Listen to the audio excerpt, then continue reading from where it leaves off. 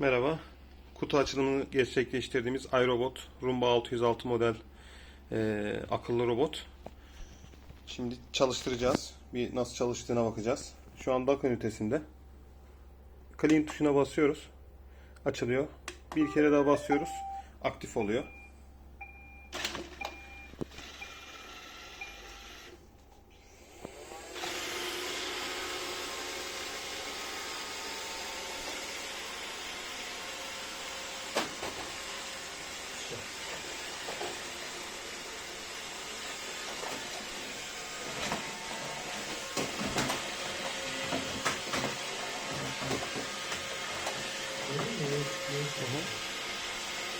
Yani 1-1,5 santime kadar yükseltilere çıkabiliyor.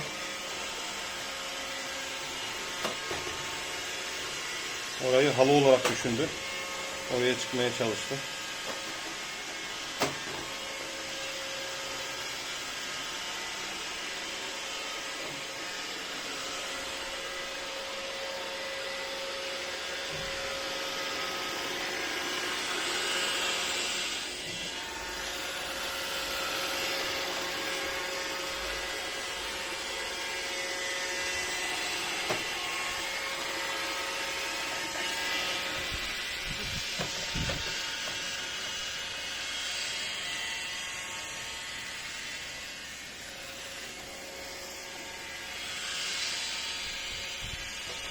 Koltuk altlarına falan girebiliyor. Tabii çok engin olmadığı sürece.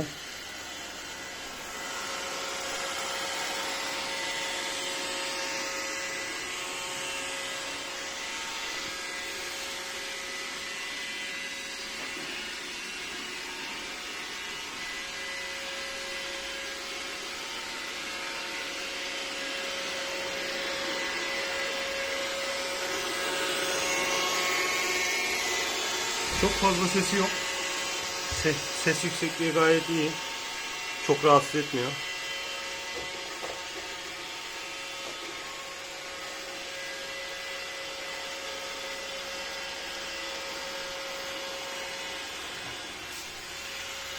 Aynı noktalardan defalarca geçerek iyice temizliyor.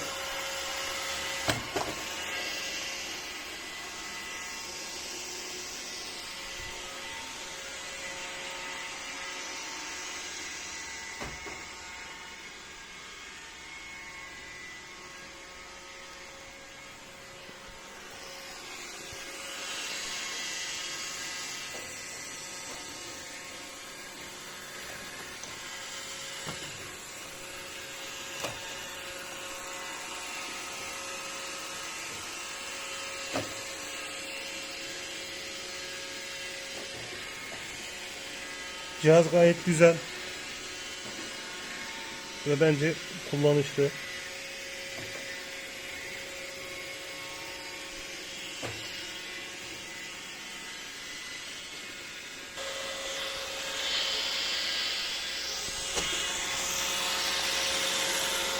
Şimdi cihazı kendi şarj ünitesine döndürteceğim. Dock tuşuna bastığınızda, tekrar bastığınızda dock ışığı yanıyor ve şarj ünitesini bulmaya çalışıyor. Bakalım bulabilecek mi?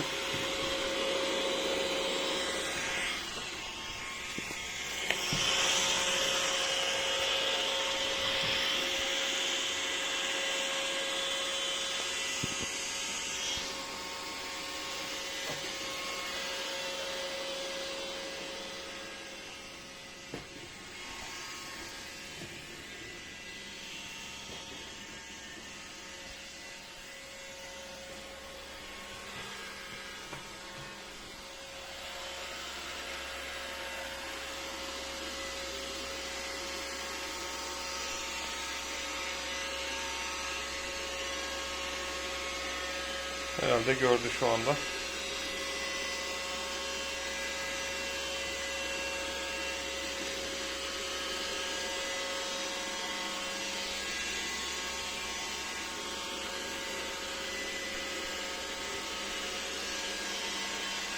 Dock ünitesi karşıda bu arada.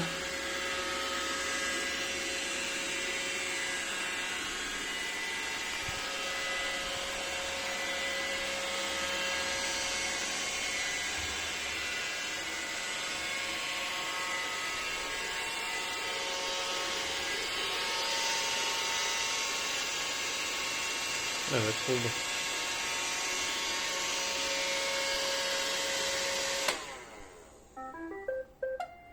Direkt şarja başladı.